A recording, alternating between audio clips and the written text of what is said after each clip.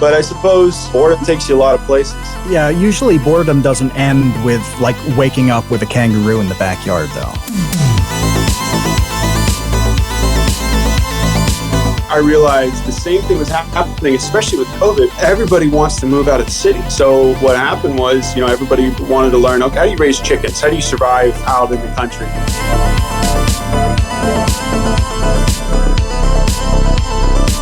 I wonder if we're seeing some kind of end of the terminally online thing to some noticeable quantitative degree.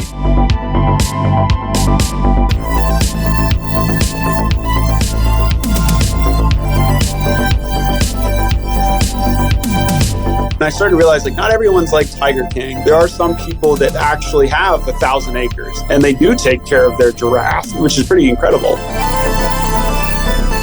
Would you say that, Kevin, that the sand at the beach is coarse and rough and irritating and gets everywhere? Sand is horrible. It's like, oh, great, now I have sand everywhere and, in my food. And have you ever eaten at the beach?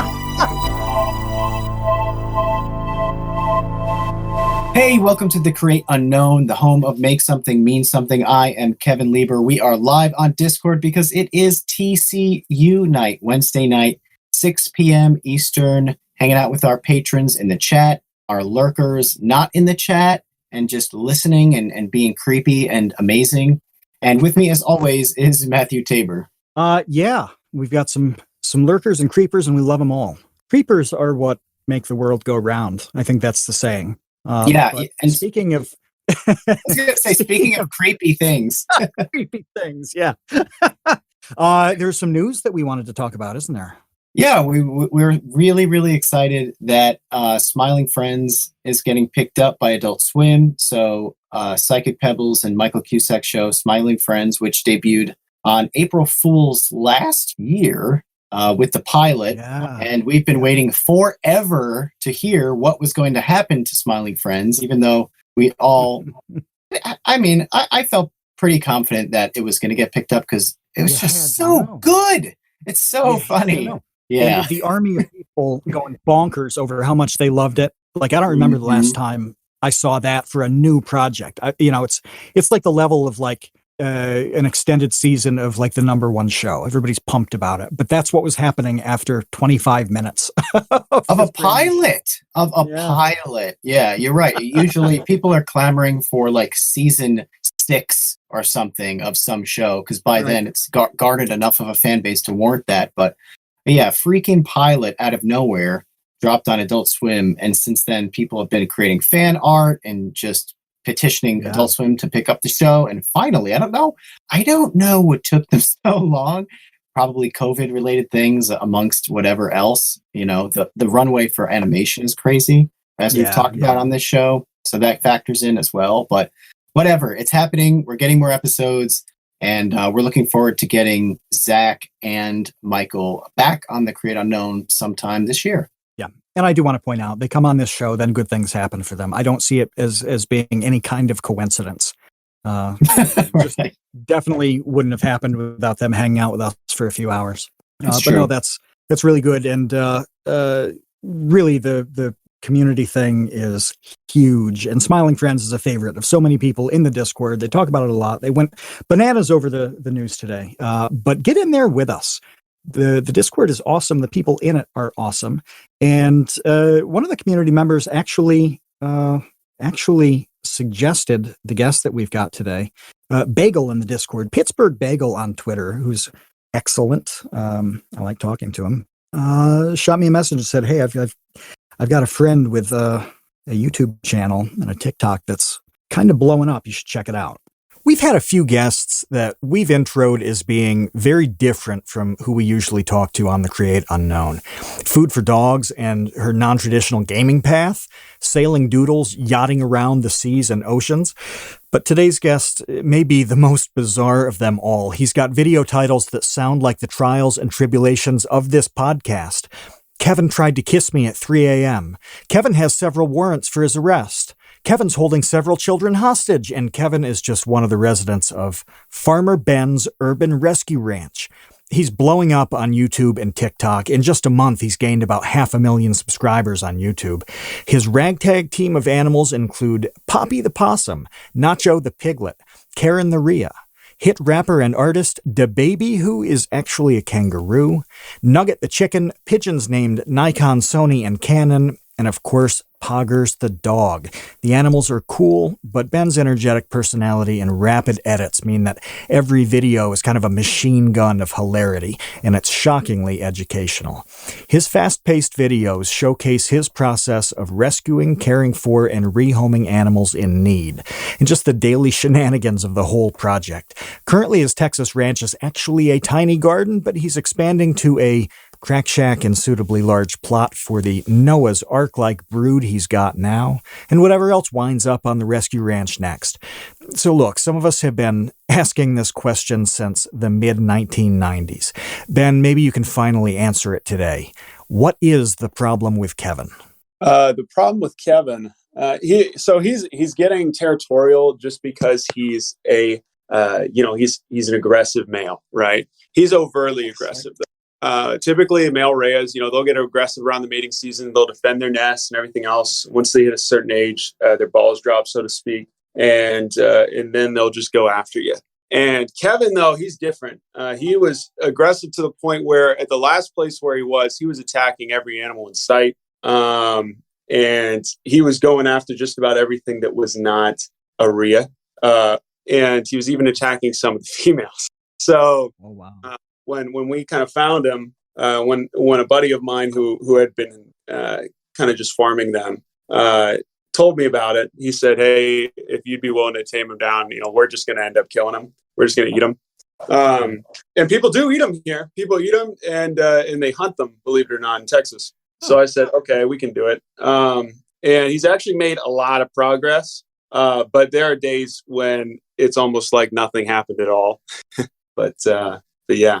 So, what number was he in terms of the residents? Like, can you start at the beginning with who is animal number one? Like, how did all of this start? Yeah, animal number one. That's a really hard question because we started doing this kind of as a hobby. Senior year at Baylor when I was going to Rhea University up in Waco. And I was really bored senior year because I knew where I was going to work. It's kind of like when you're in high school and you find out where you're going to college. So high school doesn't matter anymore. Same kind of thing. So I basically, after a certain point, I realized that I just went out to Tractor Supply. I got 4 chicks and a few ducklings. And then we just got a few more chicks. And then I just started farming on this backyard right next to campus. And that's how it started. It didn't start as rescue or anything like that. I was just doing it for fun, for the gigs. And then after a while, those chicks grew up. They started having eggs, and then we started selling the eggs on campus. And then everybody knew me as the chicken guy or the animal guy. And anytime someone would find an injured squirrel or a pigeon that fell out of the nest or something like that, even feral hog babies that were where their parents were shot, at a farm nearby. They would just bring me these animals, and it just became this amazing passion of mine. I'd say the first animal, though, was probably Geronimo. It was this little pigeon that fell out of the nest at Baylor, and I loved that little guy. He became my best friend. He would literally follow me to class, so pretty neat. Where did you get the training for this stuff? You just Google how to nurse a baby pigeon back to health? I don't understand. So you know how everybody says, "Oh, you don't need a mechanic. Everything's on YouTube." Yeah. Kind of the same way with animals. And that might trigger a lot of people. But the thing is, with wildlife, you need permits to take care of them. So squirrels, rabbits, anything native. But with pigeons, they're technically invasive. So, and a lot of people have pigeons as pets, apparently. And I realized in the videos I was watching were people in India, because it's a big thing to have pigeons as pets there. But it's big to have them as pets here and in the UK, a lot of Europe too. And then I just started learning. Every time this would happen, I would just get really obsessed and start learning about the animals. And remember, I was really bored, right? So me and my roommates had a lot of time to do this kind of stuff. So when we figured that out, I figured, it couldn't be that hard to raise these things. I've raised injured chickens, and we've raised a bunch of chickens. How hard could it be to raise a pigeon? We did it, and and then people started bringing me more because they'd fall out of the nest all the time.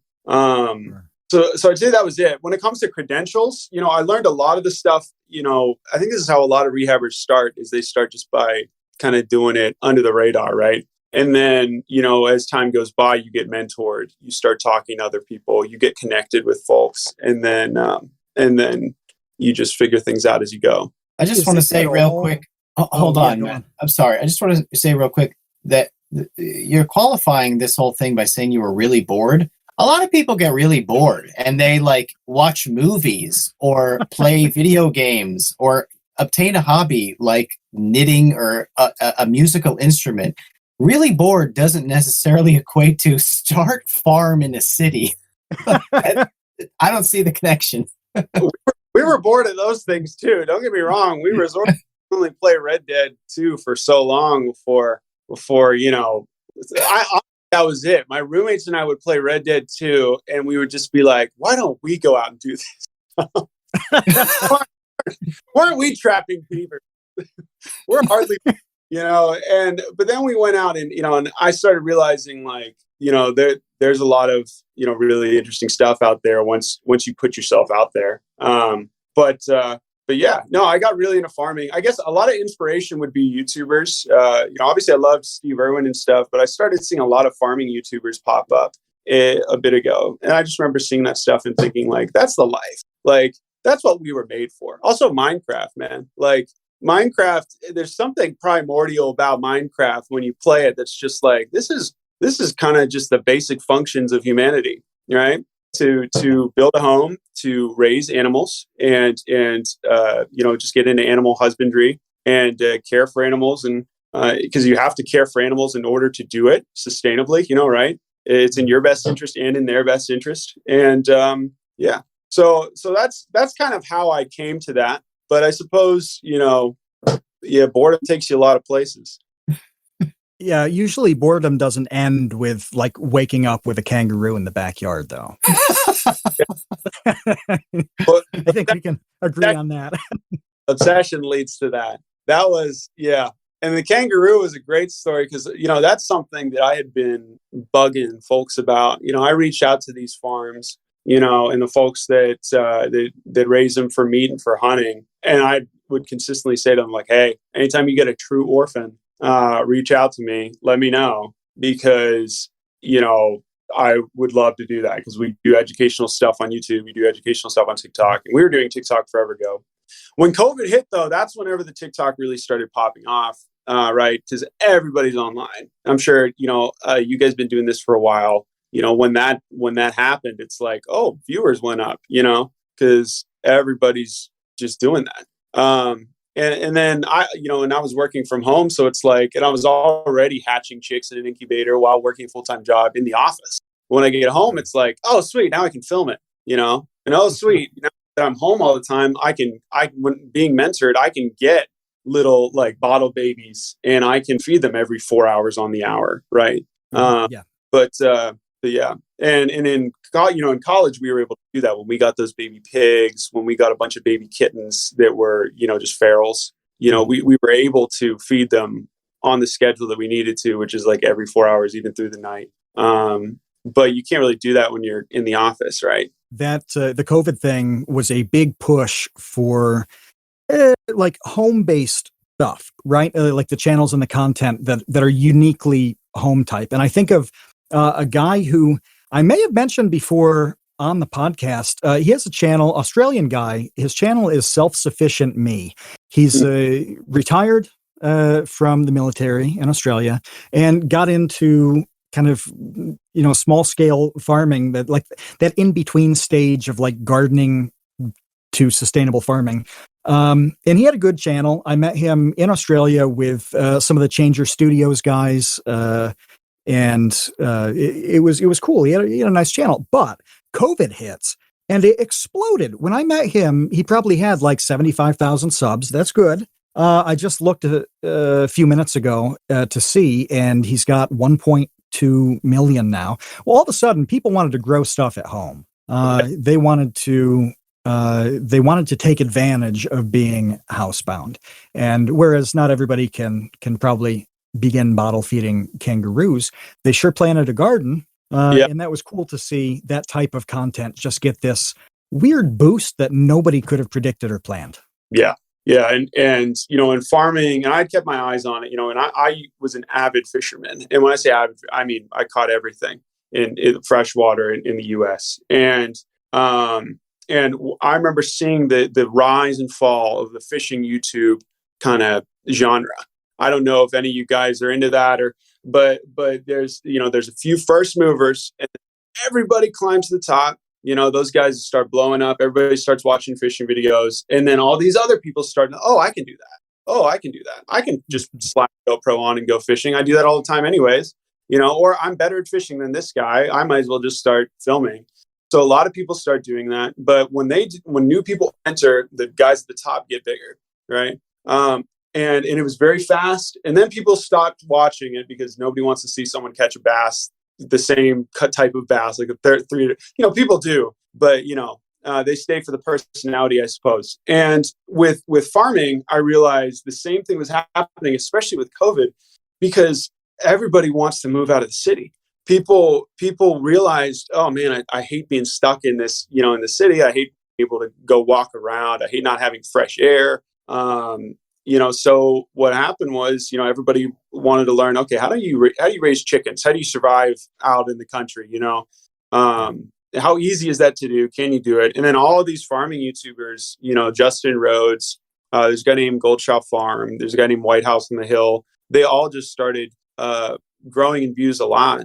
And all these other farmers were like, we farm for a living. We should just be filming our stuff. Look at these guys over here. They're filming, and then they're making more money filming than farming. And some people and if they're not, they're at least paying for the price of feed for their animals. And that was always something that I just thought, okay, that's, at the very least, this could be something that, if done right, can cover the cost of the rescue or cover the cost of just the feed. And praise God, we've done that at this point.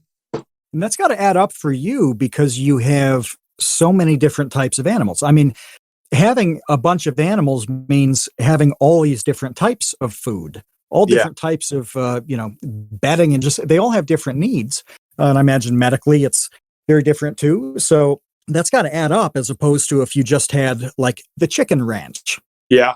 Yeah, no, it definitely, at the end of the day, it's a big part of the game is trying to minimize cost, right? See what you can do, reach out to your local grocery stores and get scraps, all that kind of stuff, reach out to breweries and get their spent barley, there's a lot of ways to do it. And that's why people are so into the YouTube and stuff. But it definitely adds up. But at the same time, there's definitely a big thing I've learned, especially with having a smaller area, is you need to know limitations, right? It's very easy to get a bunch of different animals and want to keep these animals and get attached to them and not rehome them or it's easy to, whenever the right answer is to euthanize, it's easy to be like, okay, just one more method, one more this, and with wildlife rehab, it's like one more surgery. Let's bring it back to the vet, So things can get expensive, but also I think that's just a part of like maturing and knowing your limitations. What is the supermarket scrap situation? Because I imagine if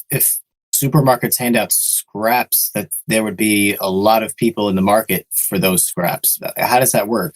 It just depends. It's funny, in the city, it's really hard to find. It's not hard to find folks like H-E-B. I'm trying to think, Kroger, right? Everybody knows Kroger, I think. Maybe not. They, typically farmers will partner with them and they can get all their scrap foods and they do it for free. They'll pick it up for free. They won't buy it because they're going to have to pay somebody to take it away anyways. So time the produce goes bad, which is often, these farmers will come with their trucks, they'll fill up. And then, if you got pigs, chickens, or if you just have a big compost pile that you're working, which is all good food for chickens. You can pay pennies a day for your chickens if you have thousands of birds. I just remember seeing videos of people doing that. And I remember seeing folks like Polyface Farm. If you guys are interested, you can look that up. Yeah. Incredible ways of sustainably raising agriculture in a way that loves the animals. You don't have to be a vegan to love the animals, right? You can be a farm, and you don't have to factory farm. if you want to make money and if you want to do it right. So very cool. Yeah. I think on a macro level, all of this stuff is really interesting to me because I've noticed, I don't know when it started, but this touch grass meme I see all the time now. And that wasn't a thing like a year ago. I feel like that's really cropped up in the last like 3 to 6 months, this idea of like, go touch grass. And I got to say, like between Matt and I, the conversations that we've had over the past, which aren't a great departure from the conversations we've had prior, but Matt, you got to admit there has been like an amplification of our personal interests in just getting outside and like mowing the lawn is great. Yeah. Like you, Matt, please tell everybody about the tree stump grinder. That's like the holy grail on your list of life achievements at this point. Yeah. Woodland, I forget the second part of their name. The model is WG24 though. This is like a 20, maybe 24-inch wheel that hooks on the PTO of a tractor. The PTO of a tractor is kind of the like transferring power to equipment. So you'll hook something on and it will run off the tractor. And this huge grinding wheel just eviscerates stumps. I will probably have 60 to 70 stumps that need grinding. At that point, it's not practical to pay somebody to do it because you will spend as much money on that as you will buying the stump grinder and just plain having it. But yeah, I've talked to Kevin for months now, and people in the Discord. I talk about this all the time about nut trees, about cleaning up a formerly working farm. It's been many, many decades, but it can work again. I'm home all the time anyway because YouTube stuff, like, I don't have to go into an office. So I've been working on it for years, but at a point it becomes, it just ratchets up right into now is the time to give a serious effort toward this. And I don't know how much COVID had that push for me. I know it has for other people. I was complaining in Discord the other day, like 6 people will walk by my house in a day now. It's unbearable that 6 people will walk by, 5 or 6. I used to have no problem at all just going outside, never seeing a soul. Now I see people because they're doing what Ben said. They bought land, got out of New York City. They hang out and they really enjoy it up here. And some of them have little tiny hobby farms.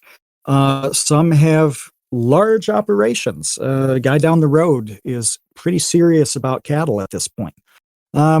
It's awesome to see. It's really nice. But it's a giant shift in priorities and in a whole lot of people deciding that, they do want to touch grass. Right. Yeah. I just wonder if we're seeing some kind of end of the terminally online thing to some degree, to some noticeable quantitative degree where, I've just noticed it amongst my fellow YouTube friends, a lot of people who just don't post anymore. Anything like Nakey Jakey. Where's that dude? What is he doing? Yeah. I have no idea. He's not online. He's not posting anything. Nerd City. He hasn't made a video in a year. Soon. It'll be out soon. Yeah, but no. Yeah, but I'm just saying, there's a list. Like I have a mental checklist of people who were terminally online and were posting and churning out content that are just doing other stuff now. They're just doing other things and hopefully happier. I would imagine for it. I'm sure they are. You look at past presidents, you look at other wealthy, or successful people, and what do they do when they retire? They either go to a beach house, which gets old. You get tired of going to the beach every day, or they get a farm, and people start doing that because there's all kinds of projects you can do on a farm, all kinds of hobbies, and it's and like I said, I think there's something in humanity that is ingrained, that is be in nature. Be outside, be alone at times because it's very important. And by be alone, I mean be away from a screen. Be really alone. And and take care of animals. I do think there's something in every person that is natural, that is telling us to be with some way too. But iDubbbz, that guy stopped posting, and he got a bunch of land, got some area with a bunch of space. George Bush, when he was done, he was like, all right, I'm ranching in Texas. And then a lot of these guys, in doing what I did, because a part of what I did was rescue, but also farming, right? So, and when I started learning about these things, I was like, what? You can get emus? I was like, what? There's an ostrich. And there's a dude was selling an ostrich chicken that had curled toes. And that's how I first learned about them. And the dude was giving away for free, basically. And I went up and grabbed it. And then I looked it up. I read some research on it, like primary literature on rat-type farming. And my brother's a doctor. So I reached out to him and I was like, bro, what do you think of this? And he's like, bro, I don't know. But most vets would say the same thing. You go to any vet that's used to working on dogs and cats, and they're going to be like, dude, I don't know what it is. And at the end of the day, this will trigger a lot of people again. I think a lot of vets, though, are a lot like, you got to go to a lot of school, right? There's a lot they learn. And I respect that as someone who was going to do medical stuff. But, vets are often like mechanics. You have your honest ones, and then you have the ones that'll lie to you and make a ton of money. And then you have the ones that'll charge you a ton for literally nothing. Or they'll do things, they'll do the stool test, even though you didn't need to do the stool test, or all this other stuff. They'll say, you'll bring it in. They'll say, oh, I have no idea what's wrong with your cat or dog. When you can look these things up online, or you can get a second opinion very easily. Now, I'm not saying people shouldn't take their animals to the vet, obviously, right? But what I am saying is, I realize that, and also there's nothing in the law that says that you can't, vaccinate your own animals. You can't, deworm and do all these other things, right? Or even neuter your own animals. Deworming and neutering your own kids, that's bad. That's illegal. Don't do that. That is, yes, that's definitely, maybe in a few that'll be realized, but wait, how can you get pet vaccinations as a non-licensed person? No, you can't do rabies. There's a few that you can't do. But you can do everything else, from Tractor Supply. If you go, or even Walmart, people don't know this. If you just go to Walmart, there's sometimes Walmart, but at Tractor Supply, there's a fridge in the back, and you can literally get the syringes and everything. I did that. Feral hog. Yeah. Save a join the Neighbors Club. Everybody go to the website, go to Tractor Supply and join the Neighbors Club. They give you a free trailer rental every quarter if you're like one of the elite members. Yeah. Yeah. If you didn't know that, you get a trailer every quarter from them. That's insane. Check out the benefits. It's good. Yeah. They went under fire recently because they're using those chick brooders that everyone on YouTube was just crapping on. What are they? I don't think those are actually killing as many chicks as people thought compared to their typical system. But can you describe the process for making a chicken out of an egg? Yeah. for people who haven't seen it done. I realize that too. A lot of people just don't. I take that for granted too, because I didn't know how to do any of this stuff prior to 2 years ago, right? And at the end of the day, you just have an incubator, 99 degrees, keeps them at a consistent temperature and humidity, and then it turns them automatically. And after 21 days, 23 days, the eggs will hatch. Then you put them in a brooder, and which is just a tub with wood chips at the bottom and a heat lamp raised to about a foot high. And then you have food and water for them. That's really it. At that point, they are fine on their own. You don't need to go there every day and feed them. You don't need to do anything. Honestly, it's a once a week kind of thing. It's as intentional as you want it to be too, depending on how nice you want your chicks to be. You can have chicks that are like dogs and pets, that love you, that'll hop up on your shoulder. And that's what we did at school. Or you can have, just a bunch of birds. And it's really that simple. But that's how they go from the egg to the chicken. But yeah. Wait, what's the controversy with the thing at Tractor Supply with the brooder? They have these tower incubators that commercial farming operations use, right? So it's just different layers of like stacked vertically, and there's windows so you can look in and see it. But they didn't have some of them. Anytime there'd be a malfunction on a machine, you can tell because there will just be dead birds laying in there. And if the people don't clear it out in time, the general public is walking through there and the kids are looking, oh, mom, look at the chicks. And all of a sudden there's like 3 dead ones in the corner, Oh. And anytime that happens, you can bet someone films it and you can bet someone posts it online. And actually a good friend of mine made a whole video just kind of like exposing them. And, but anytime I ever went and saw their machines, I never saw any dead ones, but they quickly changed that strategy. So some sales rep for that company lost a lot of money. And then some purchasing person probably lost their job, but yep. I want to go back.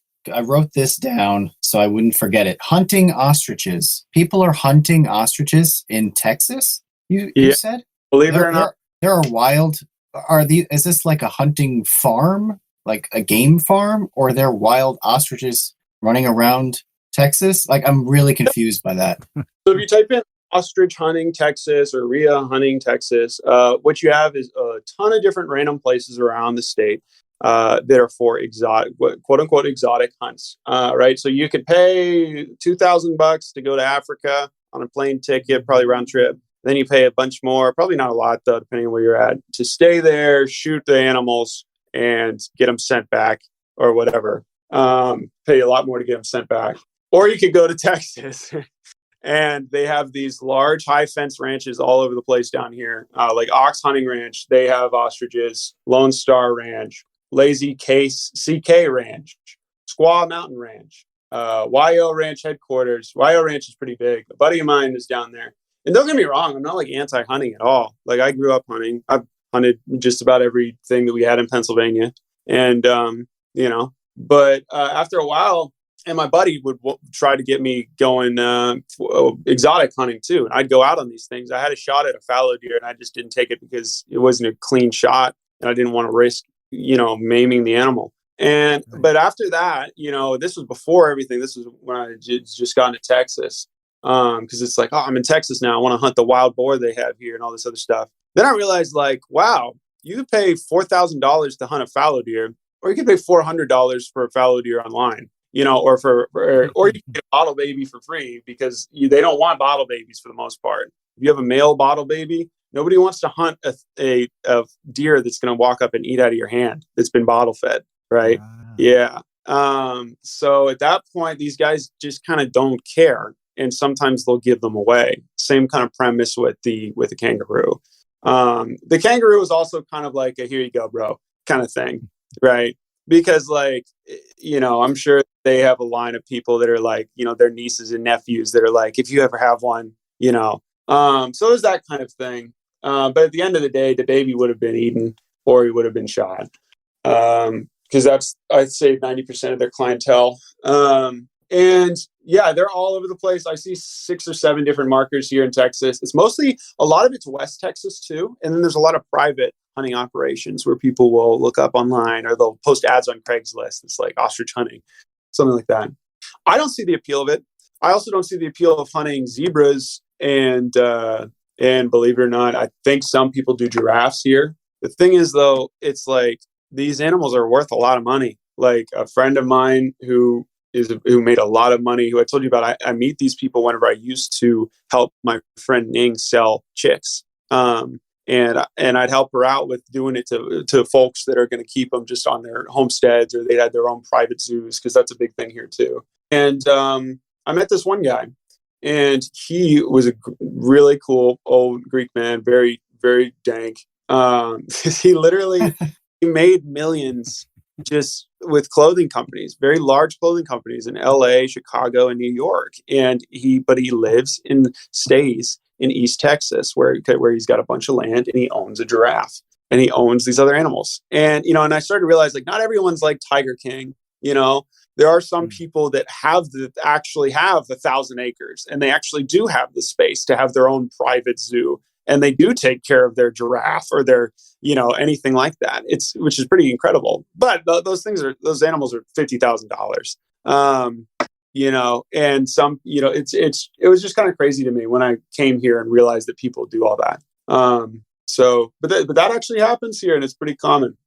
I want to jump back to a thing that that Kevin said about whether people, really want to touch grass and kind of get back to the land in a way. This always happens. Like, this has always happened where there's been like a wave of back to the land, but it's so old. It is so old. When Kevin was describing this, the Roman ideal was being a farmer and a soldier and a participant in the citizenry. That was the homo militaris, the ideal Roman man, and Cincinnatus was the real ideal of this. He was farming. He had a small farm. It wasn't some massive operation. He was just a dude with a farm, and they elected him dictator to solve a problem or two. He did that kind of reluctantly, and then went back to his farm 6 months later. It wasn't a Caesar situation where he had power and didn't give it up until he got stabbed. Cincinnatus said, I did my job. I'm going back to my farm because that's what men are supposed to do. It was the same with Thomas Jefferson types. Washington married into a big farm, but he had one. And it was first and foremost, these guys have always been farmers and working on and tending some plot of land. I see that now here too, where people have, if once they retire, they hit a certain point where they kind of get out of their main job. They just want to kick around on a farm. And I wonder how the online stuff is going to accelerate that, because Kevin's saying, well, is this going to be the end to the terminally online?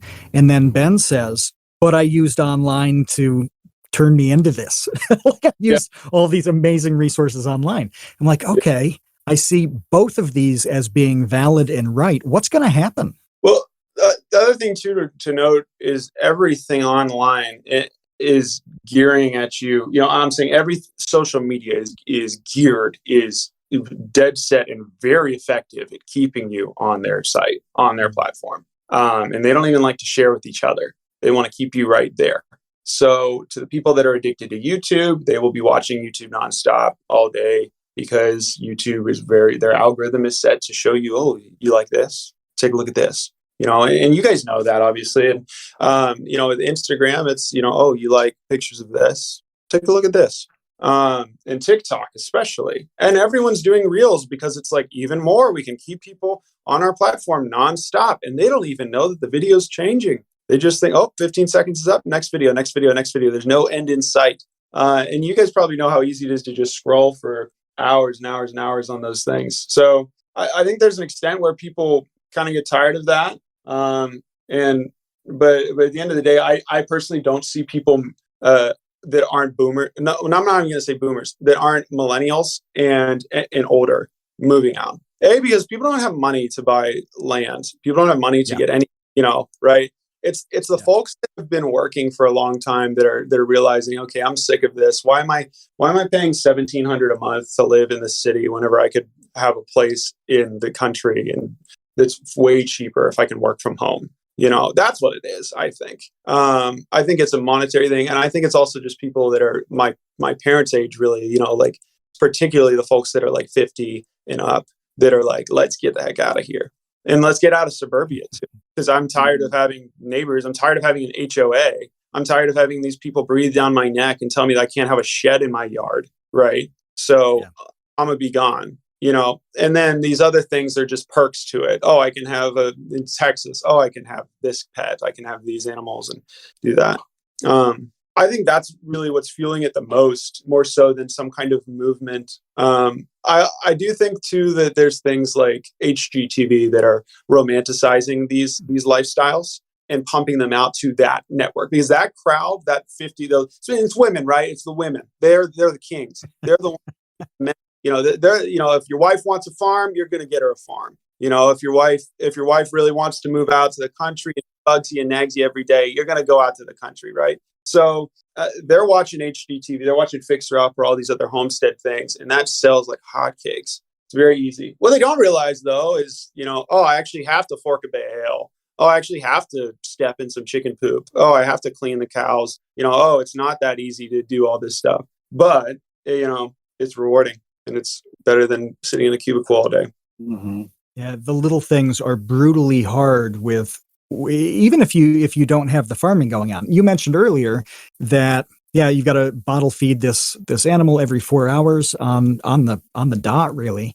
That's a thing. That's like, you don't have an option to skip. You can't really pause that and sleep in. No vacations. You need to get a good farm sitter, and you need to be willing to spend a little money. Yep. No. Yeah, and the things, some people build, like people down the road from me, somebody just built something. It was really strange because the Amish built it, and the Amish build fast, right?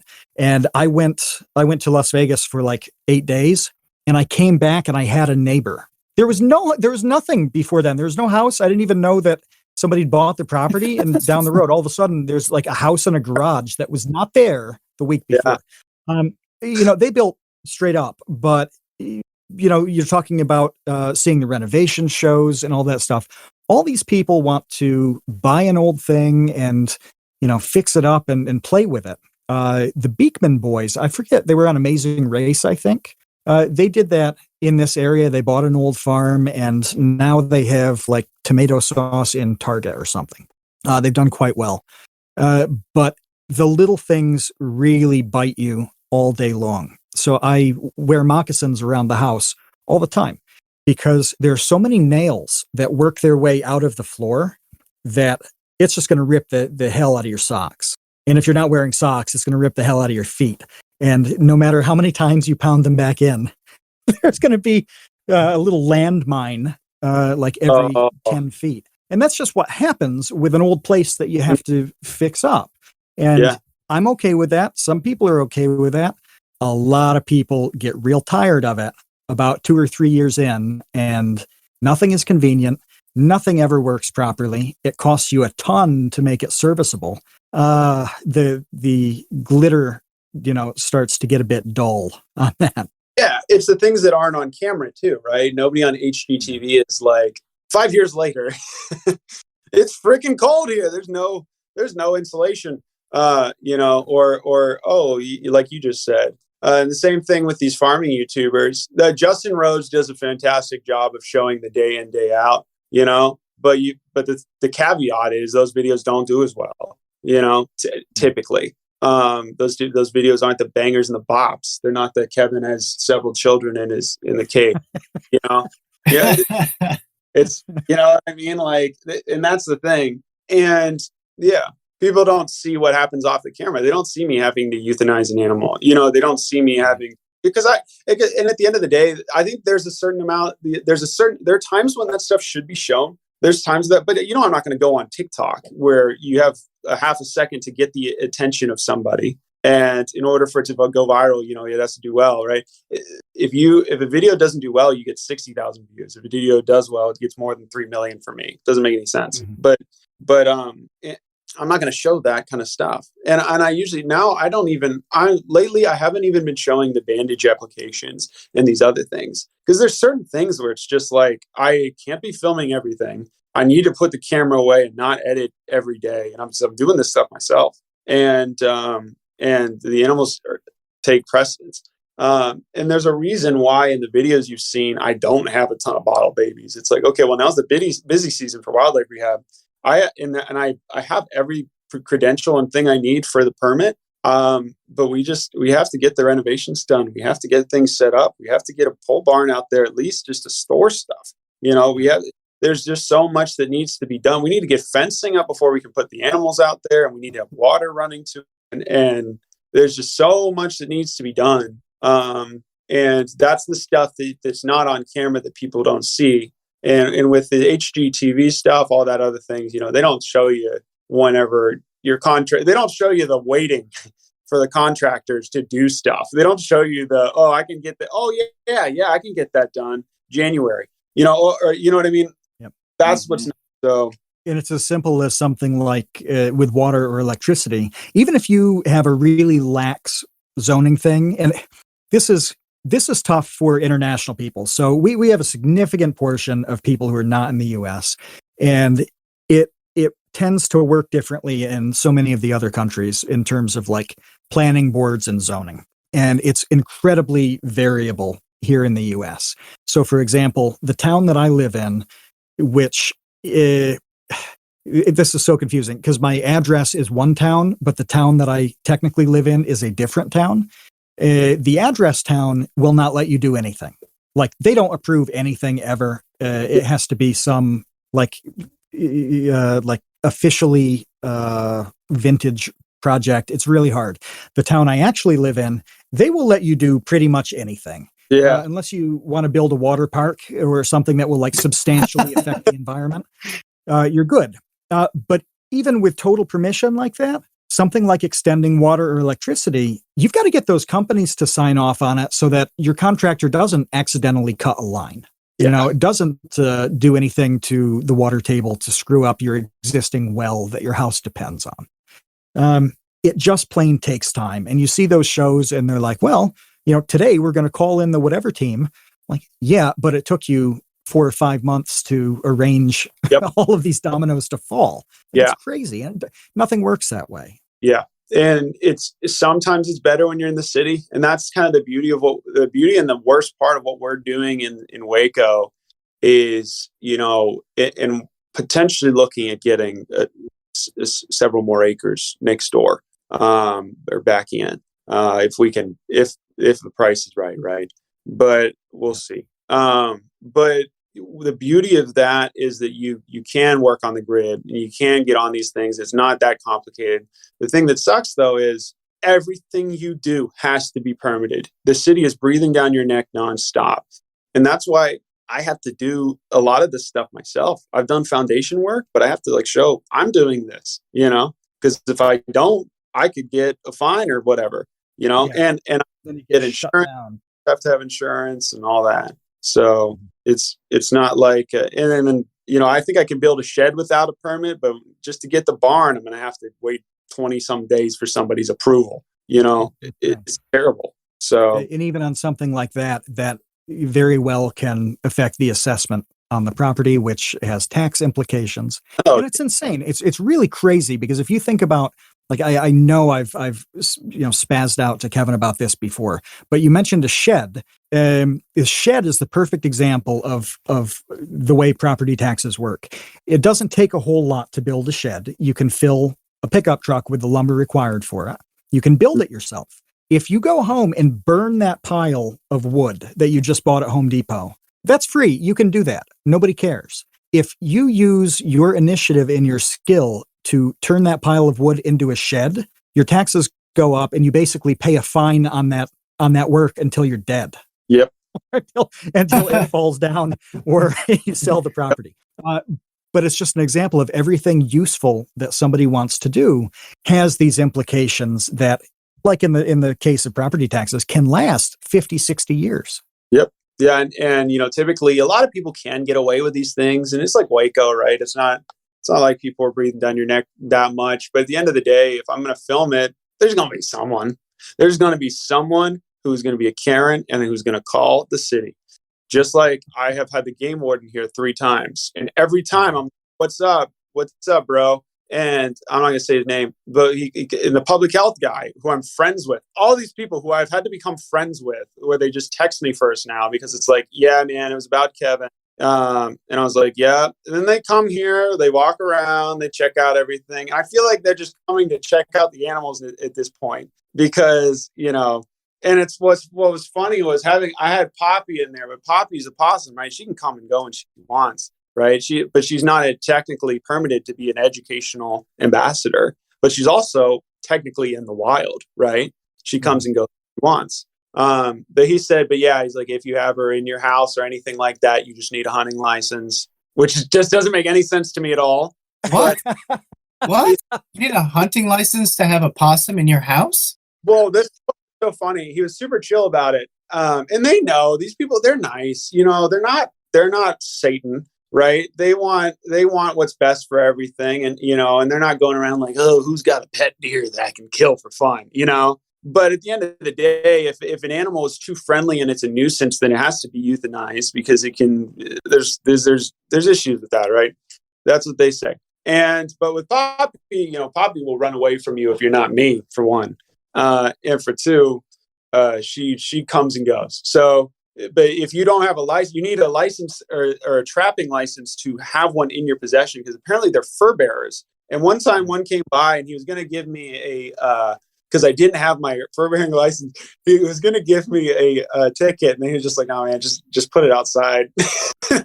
And I was like, well, but at the time I didn't know for sure, because there's really nothing you can look, and there's nothing really that says anything specific about that. But I just said, I was like, bro, nobody's going after the coveted possum pelt. Like they're not like a fur, you know what I mean? I didn't consider them to be a fur bearing animal, but I suppose they were. You need a license to trap them, unless they're an animal, and then you can't have them in your possession for long. But he said, as long as you have a trapping permit, you could do whatever you want with it. You can have her in your house or whatever, but dead or alive, but you need to have the permit. But I didn't need it either way, because she's not in my house. Right. But if she is in a video, that I went out and just got the thing just in case. It's funny. I will say that they are not all as friendly. No. And I know that, you can't throw any game wardens under the bus. I can, with the DEC, for example, Department of Environment and Conservation, or whatever. I think the name switched in the last few years in the state of New York. But sometimes they're real aggressive. And you were talking about trapping licenses. We had a bobcat fur that was being stretched, and that's usually not something people have in their yard. And you get somebody driving by who kind of needs something to do. Well, that's fine. You come and check licenses and whatever. But this guy showed up on the front porch, decked out like SWAT team, like everything except the face mask and shield. But he had the entire mouth. Yeah, like Master Chief. He was Master Chief with his helmet off. Yeah. And it was a strange thing. I thought it was like ATF or something stopping by to ask directions. I'm like, oh, somebody's going to get busted. No, it was essentially a game warden, which 50 years ago used to be basically a park ranger with a gun, like the man in the yellow hat and Curious George, who was armed. Barney Fife. Barney Fife. Yeah. It just, they made sure people were licensed and that everything was on the up and up. And that's cool. But this guy like pushed into the house through my dad, who's not a young guy. It was really, really strange. And you have to, it turned out fine because all the licenses were fine. Just, it was completely normal. Nothing had been done wrong at all. Do they have the legal authority to do that, to enter your home? Depends. Isn't that like a Fourth Amendment violation? No, because there's some clause that says that if it's, if they suspect that you have any kind of wildlife in your possession or anything, they can go on your property, they can climb your fence, they can cut bolts, they can break into your house if they really want to. Yeah. But it's a nightmare of paperwork for them if they do it, though. And that's why no one's ever climbed my 8-foot privacy fence. It's also why I got an 8-foot privacy fence. But at the same time, like, let's say he thought that there was like an alligator back here or some protected animal. He had the right. He definitely could get a ladder, climb up, go in and grab it. And I'd give a big old fine. That's how it goes. But they have a lot of power. And so what happened with your dad and the bobcat, Matt? Oh, it actually was a combination of my brothers and my nephews. They checked out the licenses and kind of were on their way. Like there was nothing that could be done. But just like Ben was saying, the bar is so incredibly low. All they have to do is suspect that there's an issue, whether it's we suspect that like guns in the home are stored improperly. Like whatever weird thing made them suspect that is enough grounds for it to be okay. Anything with animals, it's the same thing. Any suspicion is enough.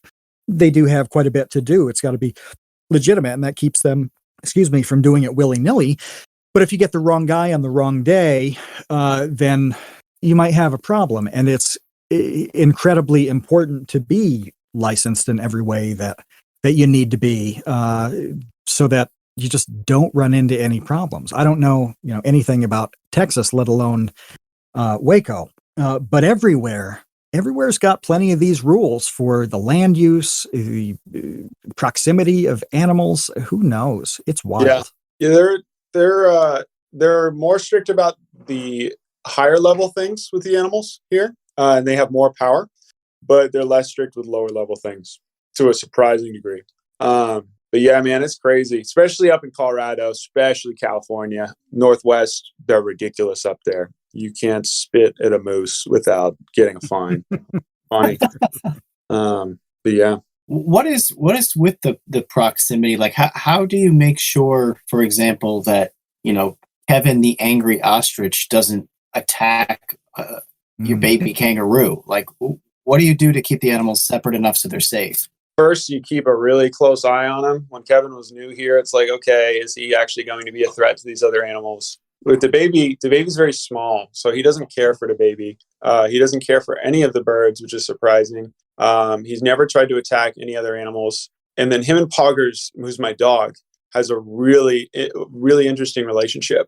Poggers, who I've been after a long time, no more deaths with Poggers. He used to kill ducks. He used to kill our quail. And now he has not hurt a fly in months, long time. But Kevin will come in and try and eat his dog food sometimes. And then he'll snap at him and bark.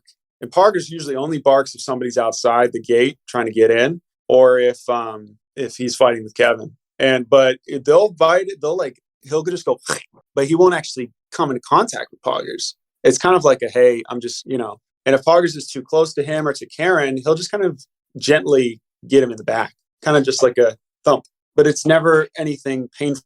He'll never try and kick him or anything like that, which is really, really important. And the reason why I keep them together is because I know there's going to be a time in Waco where I won't be able to just look out my window and make sure everyone's safe, right? And having Poggers was a really strategic move because Poggers is going to be very good friends with the Rhea, and the Rhea are not going to see him as a threat, and they're actually going to come to him for protection. So, and we're going to have more. There's a handful of other adult rescues that a buddy of mine has, and ones that we've gotten that have gone to a branch campus of ours. We have a 300-acre network of different folks that are taking care of stuff. And whenever we get the place set up in Waco, we'll have some of them back there once we get the fencing up.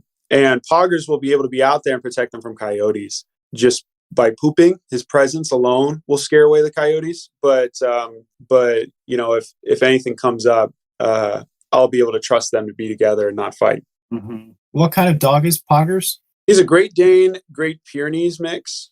The Great Pyrenees kind of wins out in his personality, which is what we want. How much does he weigh? He's like 100-some pounds. I haven't weighed him in a while.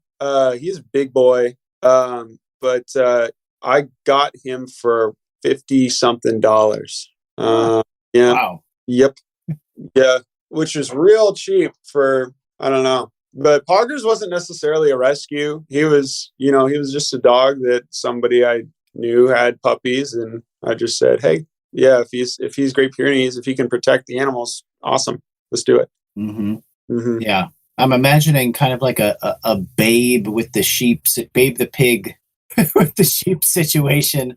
Only it's Poggers the dog herding ostriches. Yeah. Have you seen that movie, Ben? Babe? It's old at this point. It's been forever. Yeah. It's been a long time. But the ostriches don't need any protection. The Rhea do. Okay. An ostrich can eviscerate a coyote with a kick. Coyotes do not mess with ostriches. Some panthers do if you're in Florida or something like that, but you're not going to have that kind of issue in Texas. Okay. Everything eats the babies. Skunks. Yeah, literally everything will eat the babies. Oh. Is there an animal you wouldn't take, or a handful of them that you would say no to? For reasons from preference to practicality that you wouldn't be able to. So not legal. So let's say I have every permit you can think of, all logical permits, all the space, and all the. Is that what you're? Yeah, that you would just kind of have to decline. I wouldn't take any tigers. I wouldn't take any kind of big cats, anything like that. I'd take any of the mediums, like the floppas. You know what floppa is? No, Floppa, I don't. The caracal cat, flop. You never seen the memes, floppa? Oh, with the big ears? Bro, floppa. Yeah. but those big ones, they're unpredictable. You can't really keep them with other animals. You need a ton of space. And at the end of the day, it doesn't matter how much space you give them, it's not going to be enough. Those things need I forget how much in the wild, miles and miles of space. So I don't think I would do those just out of, and then maybe a cassowary. I don't think I would do a cassowary. They will literally disembowel you with ease. And, and I've even been offered them like babies. And even when they're babies, they're mean, but they're also harder. What is that? Is that a big cat too? What is a cassowary? Oh no, a cassowary is, so there's 4 different types of ratites. There's the Rhea, what I have, the emu, and then there's the ostrich. And they're from South America, Australia, and Africa, respectively. And then there's the cassowary, which is from Southeast Asia. And the cassowary is you've probably seen it at the zoo. It's just like a big 2-legged bird, can't fly. And it's got kind of like a horn on its head. And it's in the episode chat. This is a dinosaur, basically. And I respect that animal enough to be able to know my limitations, and that's a limitation. I think you can have a male safely. The females, especially though, they will rip you up. But I've talked to a guy who runs the Florida, cassowary conservation project down there, where they're studying it, because they are farming wise, they're doing pretty well, but they used to be endangered for a bit, apparently. But then their breeding program helped. But yeah, they'll kill you. They got a 9-inch claw on their 1 foot, and they will literally just tear you up. Unlike, I get bit by the Rhea. He doesn't try to kick me because he's an idiot. He knows if he doesn't know that if he could just kick me, it would hurt the crap out of me. The ostrich will kick you and disembowel you, and you might die, but you could still go to the hospital, right? An emu could send you to the hospital, but you probably wouldn't die. A cassowary would intentionally open you up. God, like Velociraptor. I was gonna say it's a Velociraptor. Mm-hmm. And you can't just use normal fencing for there. They will kick the fence all day. They're very, very aggressive. Kevin, if he sees me, he'll sometimes kind of bite at the fence just to show he's usually just to be a big guy. But cassowary will rip through a fence and kick it down and come after you and your kids. And God. Yeah, it's tough, man. The dude in Florida actually just died from his cassowary, and then it went up for auction. What?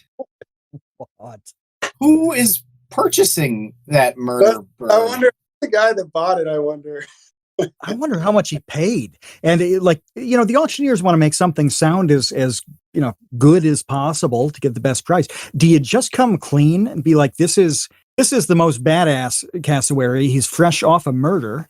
Does that drive the price up or down? I don't know. No, and anyone that's going to get a cassowary knows. It's funny, the guy that I was talking to about it, because one of my friends was asking about it, and I out of just curiosity, I was like, all right, I'll call this guy. And he was so passionate about the animals.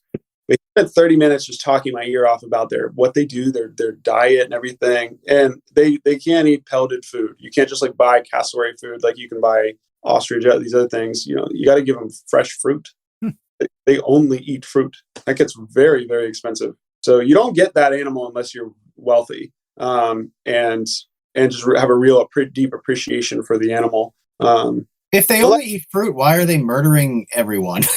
Because they're not eating you, right? Man, it's aggression. It's the same thing with Kevin. Kevin eats grass, and sometimes he'll eat little animals, but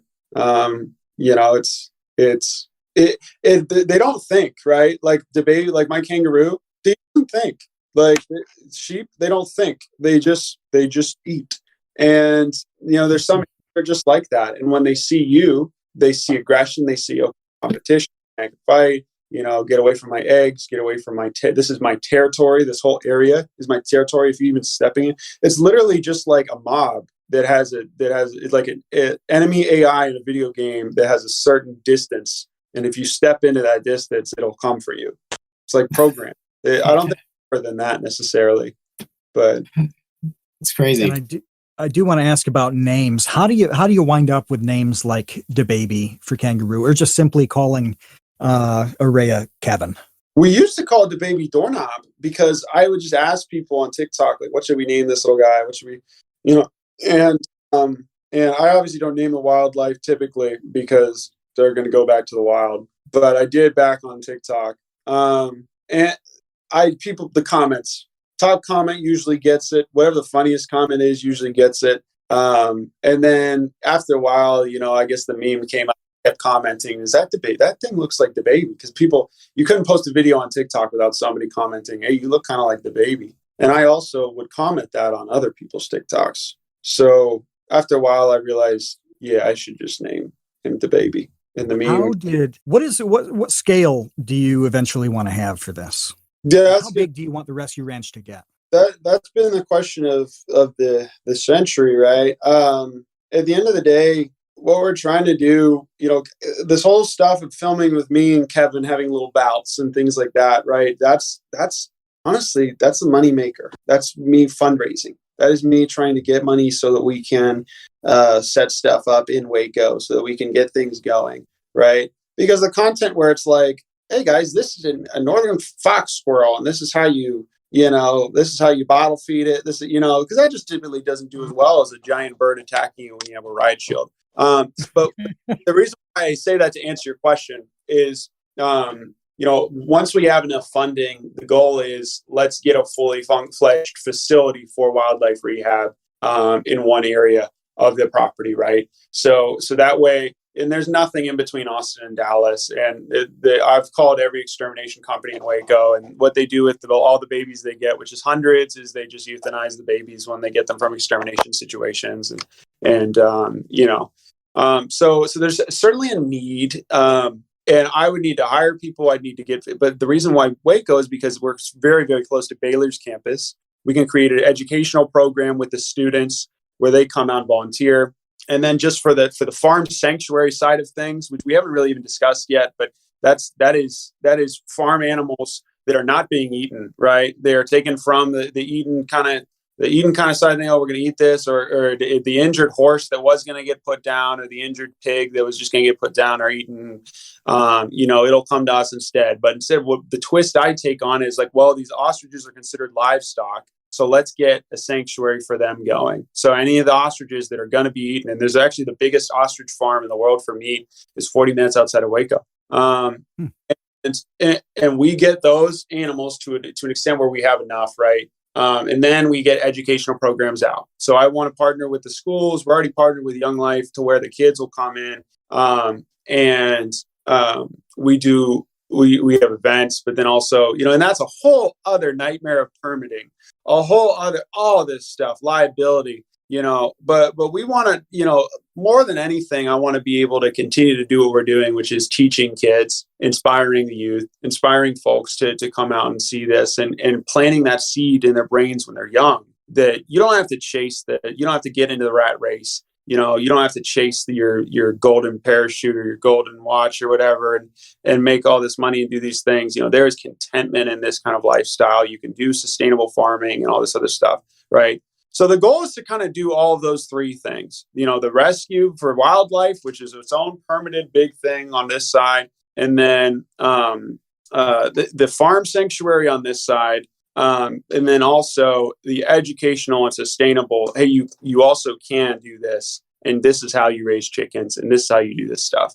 I would like to show people that rescue and sanctuary and actual farming, where you do harvest the animals, or at least things from the animals, like the eggs, can go hand in hand. And I think I personally think that they should, right? And that's where a lot of vegans will hop off the boat. But at the end of the day, and I want to start eventually a podcast where it is folks that are passionate about animals, like friends like David Oren, the Coyote Peterson, folks like that, where you can have conversations of like, okay, are you a vegan? Why not? What is your philosophy on these? What is our responsibility with animals as humans, how questions like that. But yeah, so that's the scope. That's at least what the vision and the dream is now. 5 years, I'd like to take it internationally and move to Indonesia And because animals are a lot more mistreated there than they are here, believe it or not. People do eat dogs, and people are also still slaves in a lot of countries. So I think that taking things there would be a lot cheaper, and it's something I have a heart for as well. But that's a big answer. Yeah, a little ambitious. A little ambitious. But very doable. And I think all of this was ambitious from the get-go. It's actually a lot cheaper, though, to live in Indonesia and do all that. And with our connections, very difficult. But yeah, but it can happen. Mm-hmm. Can I say real quick, total non sequitur, going back earlier to your comment about the beach being a boring place to retire. Mm-hmm. Oh, I don't like the beach at all. I'm immediately bored at the beach. I do not understand the appeal of going to the beach. It's extremely hot. I think Bill Hicks once said it's where dirt meets water. Dude, I don't get the beach. What is to do there? I feel like these people work really hard. They climb up the corporate ladder. They get their pension. They get all this stuff, and then it's like, what do I do next? Wife wants to buy a beach house. Sounds pretty fun. Let's go to Florida for the winters. Then they get it, but then they're there and realize there's not much to do here. I've caught all the fish species I can catch. I've sat here on this beach for a long time. Now things are starting to kind of suck. That restaurant where I really like the ice cream, starting to suck now. It's extremely windy. It's always windy at the beach, like horribly, uncomfortably windy. It gets really cold at night. The beach Kevin blows. Would you say that, Kevin, that the sand at the beach is coarse and rough and irritating and gets everywhere? Would you rather be somewhere soft and smooth? Sand is horrible. It's like, oh, great. Now I have sand everywhere and like in my food. And have you ever eaten at the beach? Well, you've eaten a lot of sand and it's terrible. Yeah. Oh, you sound like Anakin, man. But I agree with that. Don't get me wrong. I love the beach, but I wouldn't want to live there, necessarily. I don't even want to go there. That's what I'm saying. Like if someone says, "Hey, let's go to the beach," I would rather not. I'm drawing a line in the terrible sand of the beach, and I'm on the other side of it. And I'm just saying, if you love the beach, God bless you, and I hope that you have a great time there. But it's not for me. I don't get it. And salt water is terrible. Like going into the ocean. And then you get salt water in your mouth and in your nose. That's not enjoyable. It's awful. Yeah. And then there's the exfoliator. Not either. There might not be mosquitoes at the beach, but there's no-see-ums, and those are worse. Depending where you're at. What are they? Little sand fleas and stuff. You know what a no-see-um is? Yeah, dude, they're way worse than mosquitoes. They're little guys. Oh, they come out at night in Florida, and you're just dead. You ever been to like Miami or the Keys? Oh. No. Dude. No, but I did go camping on a beach once, thinking like, oh, this will be like really great. Go camping on the beach. How like beautiful and serene and romantic. No, it was horrible. Again, extremely windy. Trying to sleep on sand is impossible. It's so lumpy. Like you'd think in some regard it would be this like Tempur-Pedic experience where it's like molding to your body. But guess what? No. Instead, it's just this like this ridiculously uncomfortable squand that you're trying to sleep on, and you won't get to sleep. That's my beach rant, and it's taken 90 episodes to get there, but Farmer Ben brought it out. Well, I think we can combine all the rants into a couple good rules for life, which are do not live near water, live inland, live away from everybody, and have an assortment of animals. I think those three things will get you 90% of how far you need to go for joy and happiness and meaning. I'd agree. We've got some questions piled up. Do you want to switch over to those, Kevin? Yeah, that'd be great. I'm done with my beach rant for now. You guys ever been to Austin? I have. Yeah, I really liked it there. You got to try Austin East Siders. They're great. Very good. We should start a list of the Create Unknown guests who are in Austin, because I think it's getting pretty long. Yeah. Well, even going back, like, you talking about people wanting to go to just a nicer place. We just talked to Sarah Dici about getting out of New York City and going back home to Texas, where I imagine she's got a little bit more breathing room. Also, yeah. financially, you could do a lot worse than Austin if you want to get a mortgage on a house. This is one of the best financial decisions I ever made. Yeah, Dici has like a warehouse she's renting now for her office. It's crazy. It's like this massive garage. Whereas when she was in New York, forget what you can afford to rent there. It's crazy. Yeah. Yeah. Oh yeah. No, definitely. Well, we've got several here. I'm actually going to hijack it and ask you one first. By the way, everybody listening, if you want to be priority on questions, start your own podcast and record like 180 hours of it, and then you get to hijack the questions. That is the easiest way to be first on the list.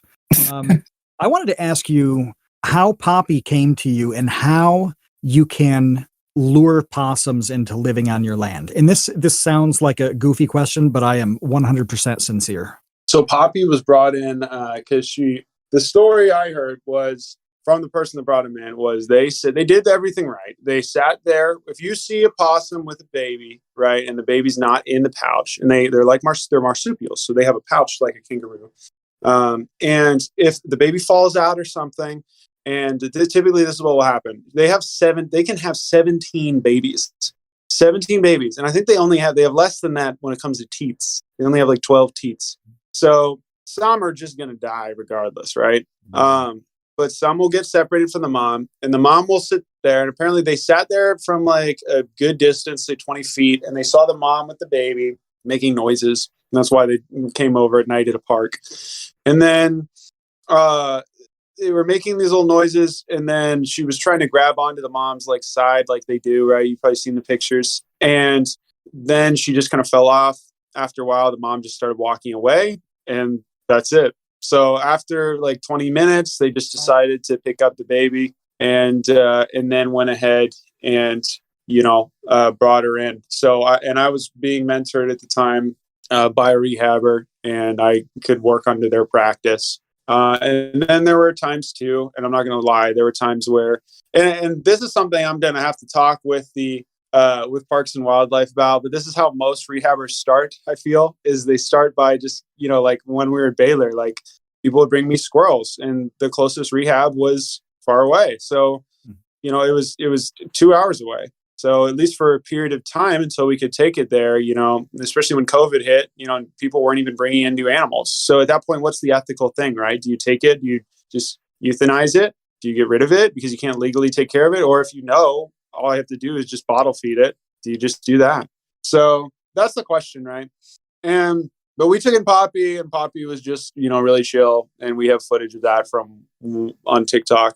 And then after a while, though, the time came for Poppy to just kind of go into the wild. So, and while I did at certain times when she was little, kind of coddle her and befriend her and all that, at the end of the day, like, for example, right now, she's under the barn and will not come out. You could say, Poppy, come here. You can put food out there. You put a hot dog near it. She's not going to come out. She's going to sit there. And then at 3 a.m, I'll wake up from a fever dream, and then I'll look out the window, and then Poppy's just like sitting there nibbling on something, right? So, but she's still there, and she'll like sometimes let me approach her, but sometimes she won't. So that's an example, I think, of a successful release, where at the time she needed to be bottle fed because she couldn't live without mommy's milk. And then she grew up, and when the time for her to go happened, she left. And I'd walk in the farm, do my chores, and if I see Poppy just kind of like crawling around, I would just grab her and film with her. So yeah, I keep answering your question long. Probably no, this is good stuff. And like I legitimately want a bunch of possums here because of all the ticks they eat. For people who aren't in the Northeast, Connecticut, New York, around there, or aren't in the U.S., Lyme disease is passed by deer ticks, and I just have to slather myself in anti-tick juice to do anything outside, and it sucks. I just don't like it, and you're always afraid of having a tick bite you.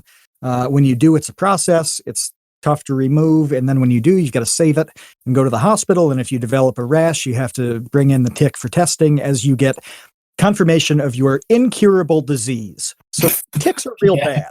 Yeah. And possum thousands per acre. They're amazing. Have you had it? Have you had, do you know anyone that's had Lyme disease? I know people who do have it. Yeah, but I haven't. I've been bitten and I've removed a lot of ticks. Like my mom had a tick bite her leg last year, and it just like, it's so hard because they can be in places that you don't see. And by the time you see or feel them, you know, oh my God, it's awful. So you just got to baths to good showers when you're done. Yeah. Yeah. Yeah. Well, I want the army. I want an army of possums working on my behalf all through the night. That's what I need. I'd rather have an army of possums than Lyme disease. I got it a while back, and I had the night sweats and everything. And thank God my dad is a ophthalmologist, so he was able to just write a prescription for. You don't need to bring the tick in if you find it necessarily. But is that wisdom change then? Maybe it's different for you guys. I was in Pittsburgh, so might be different. It also it's something I really want to avoid altogether, though. They're weird, rotten little things. It makes COVID look like nothing. That might be some hairs, but I mean, if you're like over the age of 60 and you get it, sorry, it's gonna be tough. It's gonna be chronic pain and difficulty pretty much forever. Yeah. Yeah. Okay. Well, I'm gonna do my best to have that army of possums, which I would want. To be clear, I would want an army of possums even if Lyme disease didn't exist, because I think that if you can have an army of possums, that would be the coolest thing ever. Well, they're just non-problematic animals too. You can there's tons of videos on YouTube. Like, don't do this, obviously, but you can stick a hand in their mouth with a glove. A wild one, a straight up, just random wild possum. You can stick your hand in their mouth. They're probably not going to bite you. You can grab a random wild one, put it on your shoulder, and it'll scratch you up a little bit because it's like, oh my God, what's happening right now? But it's not going to hurt you. Well, speaking of getting hurt, this one comes from Andy. How many times has Kevin bitten you? Let me count. Probably at least 12 or 13, maybe 20. I don't know. It never really there was one time when it started to get infected, but I just put in some stuff. Just pour some bleach on it and get on with your day. Grab a Clorox wipe, wiped it up. In some of those videos, though, he's really grabbing on. It looks like if somebody just took a pair of needle nose pliers and just squeezed your skin. I mean, it's got to hurt, but you talked through it. Like normally you're like, oh, Kevin's biting me, and boy, does that hurt. You talked through it as if you didn't feel anything at all. How do you do that? I used to row. Do you guys ever row? It's just enduring pain for as long as you can. That's really all it is. It's not, you don't have to be hand-eye coordinated or anything like that. It's just how long can you be in pain for? I think I might, but also you'll get bit, that's way worse. At least I know Kevin doesn't have something like rabies or toxo or all kinds of issues. But yeah, love that guy. This is from Dr. Uwu. Have you tried body slamming Kevin to assert dominance? Now I have with this podcast, and I failed. It didn't work. I threw my back out as I picked him up to body slam him. I did try. No, I grabbed him one time. with you can watch the one where I'm wearing a Mr. Incredibles thing. That triggered most of my subscribers. It's really funny. I chugged a raw ostrich egg and I got salmonella respectively. And oh my God. Bro, oh dude, that sucked. That was also something that I would be like, man, there's worse things than COVID out there. That was terrible. I'm not gonna say it was worse, but before that though, I was wearing the Mr. Incredible outfit and I just kind of bear hugged Kevin for the first time. It was exhilarating because I knew that if he came back and bit me, he once almost tried to get my eye. That was probably the most danger I'd ever experienced from Kevin, was when he came probably about a millimeter close from making me half blind. But it's funny. You can assert your dominance on him. You can do whatever you want to him for a day, right? And then for the rest of the day, he's going to be like, all right, man, you're good. You're the man. Then the next day you wake up, open the blinds, and he's trying to kill me through the window again, So that's what comes down to. And I think that when the mating season is done, when Karen stops laying and things start getting a little cold again, he's going to be just like Karen. And then I can eventually train him to eat out of my hand like I did with Karen. But it's going to be a while.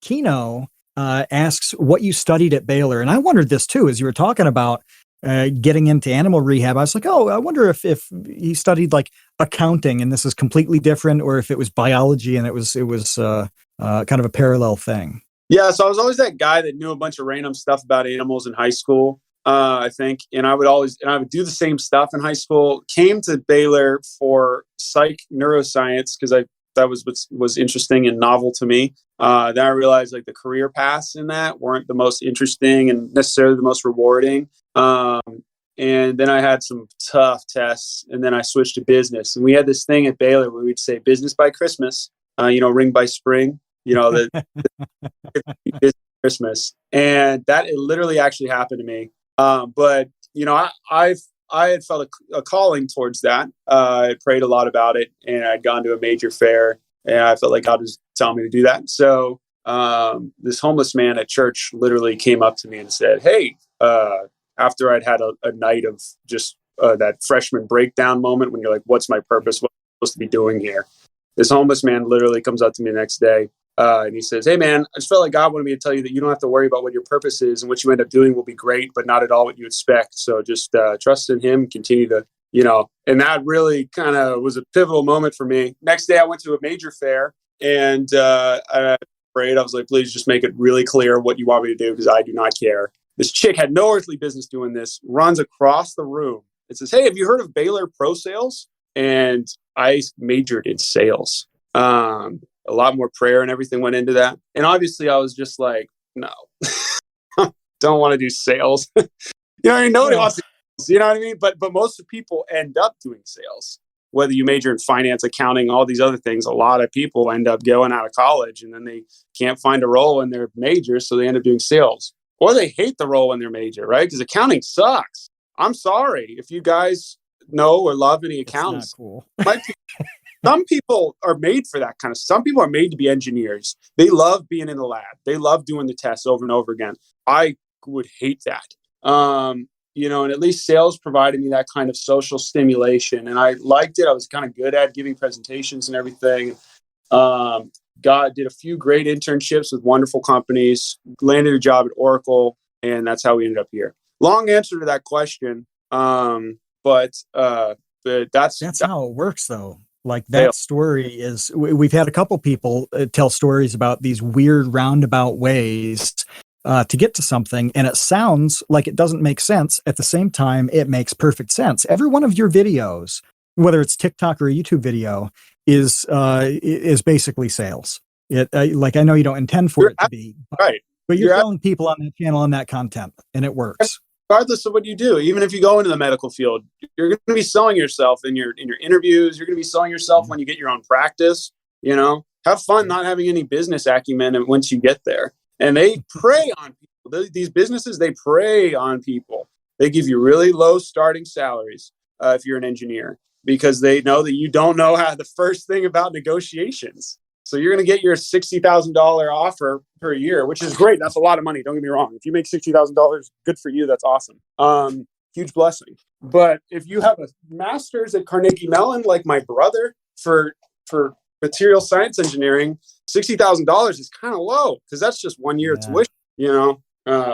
Anyways, that's my rant. But yeah, that's awesome. That's just a good bet. Like that is probably in the top 5 of crazy create unknown point A to point B paths. Let's see what's next, because we do get these out of order and try to sort them. Here's a real nuts and bolts one from Dan the Latch. How do you cope with the smell? And I want to extend onto that. Do you have any issues with the neighborhood? And somebody's on the other side of that 8-foot privacy fence. Do they ever smell anything? They're dope. Love these guys. Really cool. So the smell would be here. And first off, it doesn't exist. There's no smell in the winter. And in the summer when it's really hot, there's no smell too, because they'll lay their stinkies. And then probably about 20 minutes later, when it's 100 degrees, you don't smell it. It turns into earth. All right. But in the spring and in the fall, that's whenever we have issues with flies and everything. A regular part of my chores, and I talk about this in the videos, is I go through and I just use stick spray and I spray down the poop real good, rub it into the ground. And that keeps the yard fertilized. It keeps the place clean and free of disease, and it keeps things smelling great. So that's how I deal with the smell. And when it comes to in the house, I have a policy now where it's, Kevin is chasing poggers around right now. It's kind of funny. But I'm not worried about him, though, because he's a 100-pound dog. But there's no smell in the house either at this point, just because we're not doing, now we're focusing on growth and fundraising. We're not focusing on, hey, let's rescue as many animals as we possibly can. That's the long run right now. So we don't have any animals in the house, believe it or not, except for the garage. This one is about two of them about your consumption. The first one is from Monsieur Chinchilla, who, by the way, helped me out with some of the prep on this. Chinchilla knows animals quite well and draws excellent artwork of animals, particularly birds. But he wants to probe you on this salmonella thing. Did you just not consider when you ate the raw egg that you might get salmonella? I'm going to be real with you. I thought I was immune. I thought there is no way I don't have salmonella at this point. And I have had it in the past. And I figured at this point I am immune. So now I'm second guessing. Was that E. coli? Was that something else? It could have been a slew of things. Any foodborne illness.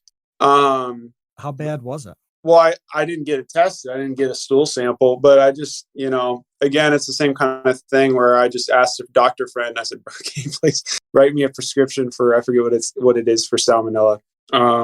And I got the antibacterial thing, or the I can't think of the word, but antibiotic, and that did the trick. But I did have 2-3 days of fever, night sweats, and being glued to the toilet. So I figured at that point, I was like, yeah, this isn't just some normal, 2-day thing. Well, this one's from Boromir. What came first, the ostrich or the ostrich egg? You must have some perspective on this. Boromir. I'd say the ostrich came first. That's my own personal opinion. Somebody has to incubate that egg. This, by the way, I gotta say this. This is one of those things I'll never get another opportunity to mention this on the podcast. You were talking about incubation. I was talking to Chinchilla a couple days ago. I found in the woods a 100-year-old brooder stove. That when you were talking about heating up in the brooding things, it's like this big cast iron rusted brooder stove that has like instructions to burn like chestnuts and charcoal in it. The weirdest thing ever. Interesting. For chickens? Yeah. It was from the Buckeye Incubator Company. It's got to be probably from the teens, if I had to guess. There's collectors on Facebook. Go make your money, man. I wish it were in better shape. It's awfully rusted, but it was cool to stumble on. Yeah, that's really cool. I see those. I'm on a Facebook group called Hatchaholics Anonymous. Okay. I that kind of stuff all the time, and then these people will be like, "Oh, I'll pay $800 for that." And it's like, okay. 800 for it. I wouldn't use it though. Obviously, I don't. Probably not the best thing for birds, but I imagine how difficult it would have been to control that temperature, because you said, did you say 99 degrees? Yeah, back when they were making houses back then, they didn't even like the house that I'm in now in Waco. That I'm moving to. And pretty soon we're going to sell this place, and I'm just going to be there. But that house did not have any insulation at all. There you go. So I'd be surprised if they had insulation in those little things. Maybe they did, but those times have changed. This is from Marco, and it's kind of a two-parter. Are there going to be visitors in this facility that you're going to bring up? You mentioned educational programs. Is that the goal, is to have a kind of public-facing thing that people can come through? For sure. We're going to have to see. That's why, as this thing evolves, right? Because it's like with 500,000 YouTube subscribers, that's awesome. Praise God. But at the same time, it's like some of those people are bound to be, at least one of those people is a serial killer. So at that point, do we let them all come and go whenever they want? No, right? by appointment, potentially. I'm shipping out all these pigeon toys to fundraise, these little pigeon plush toys. And I realized that the thing printed the return address on all of them for the labels. So I'm now trying to figure out, okay, should I mark off the return address? Or should I just bite the bullet and be like, here you go. Love you guys. I trust you. Please don't show up. Please. Yeah. You're playing the numbers there, though. One just takes one. Exactly. We talked to iJustine about this, like in one of the very first episodes we did, where it's like, oh, if you have 5 million subscribers on YouTube and 1 in a million people are absolutely insane, you've got 5 insane people after you. Exactly. So at least, so that's the question with that. I don't mind having people come visit, right? If somebody came visit, I'd be like, oh, great. Let's do the chores. Hold the camera. Please pick up the poop back here. Please do this. Can you get this done? And it's like, oh, you can't? And please go. Please go. We're busy, and there's going to be a lot of students coming by, right? So our area it's going to be very hard to keep it a private area. So I think that the big thing is just going to be, let's create a good community, keep a good culture, have a lot of security cameras. So that's what we're doing right now. But yeah, I'm no Logan Paul, right? So I don't worry about that kind of stuff to right now, right? And I also don't make enemies. We have very unproblematic content. I get I don't really get any comments even saying this is animal abuse, which is so surprising because on TikTok, I couldn't even post me actually rescuing an animal in a very legitimate way without at least someone being like, you're not supposed to hold it like that, So there's always something like that, which is what's really surprising about the whole Kevin thing. But yeah, no, we're going to have people eventually. It's going to be by appointment and at the very most, I'd say. It's going to be Waco, Texas. So we're on a kind of main road. So eventually the goal is to have a little farmer's market, sell some eggs and stuff, but we'll see. It's a good plan. It's going to be pretty interesting and exciting to watch it develop and play out. All wildlife I didn't want to cut you off. Oh, I do want to say one more thing. All wildlife rehabs have a public-facing area, but they're not allowed to let people back into the animals anyways, right? Okay. So for the wildlife rehab part of the property, people can always come and go there, drop off animals, write something, leave a donation in person or something like that. But they're not allowed to come back and see the wildlife because it's, wildlife needs to stay wild, right? Yeah. Sorry for cutting you off. No, that's all right. We had a couple kind of operational questions here. One of them is from Andy. How long do the daily chores take? Like, what is the everyday upkeep on this? For this set, for my current set of animals that we have now, Yep. Typically 20 minutes a day. It's not that. Yeah. And then there's a weekly round of chores, right? Where it's like, okay, I already know right now I need to go to Tractor Supply and get a bunch of hay, put it down so things look nice and that they're comfortable. But you don't have to do that every day. And then there's things like, okay, the waterers, they're big waterers. So you have to fill those up, once a week. Mm-hmm. And that I'd say then there's like an hour or hour and a half of stuff that I do every week, but it's not that much. And that's how I was able to do it with a full-time job. The beauty now of doing what we're doing in Waco is it's like, okay, now we have to put up fencing. Now we have to do all these other things. And then when we have more animals, there's going to be more chores. But I'd say at max capacity, my goal is to have things automated enough to where I'm only spending an hour a day on chores. But then I do spend intentional time with the animals as well. And that's, I would consider to be a chore, Sure. That's what podcasts. You spend more time editing a video than you do touring in a week. Yeah. I also use iMovie and I film with my phone. I have only uploaded 1 or 2 videos that are not with just my phone and iMovie, which is incredible. Not a lot of YouTubers can say that. And I'm very thankful for that. No, and everybody listening should realize that you can get 17 gazillion views on any platform using your phone. Yep. We've had so many people say, don't stress out about the tech or the technique even, get something done. And if it's good, work on making it more compelling. Well, this is the best possible example of that. Every social platform except Facebook, we have had videos go viral, at least 8 million on every platform. Well, no, at least 6 million views on, or 5 million views on every platform. Why not Facebook, do you think? Bro, I don't know. I just been lazy. I apparently people get paid more for 3 to 4 minute videos. Apparently, is what's king on Facebook. And apparently, people get paid money on there. I have friends that do the same stuff, and they're like, "Yeah, man, I'm not even posting to YouTube anymore." So I might outsource that or try and figure that out, because any more income that we can get is huge for the animals and what we can do when it comes to size. But who knows? That's awesome. I got one from Chinchilla that is very specific and very good. How do you check whether the chicken eggs are fertilized? Do you use the flashlight method for chicken eggs, or how do you go about it? So yeah, I use the candle, they call it. I actually just got this in the mail, and I have a couple of nasty eggs in there. Hold this up. I'll show you guys real quick. You just take this little flashlight, and sometimes you don't even need it. Like, see, boom, that one's not developing, so I'm going to take that one out. Oh wow! This one is developing. See, you can see a shadow. It stays in. That one's definitely developing. So I'm going to go ahead and put this back on, and that's all you have to do. You just have to hold the candle up to the egg, and you can see whether there's any development. It's just a really strong condensed LED light. That's cool.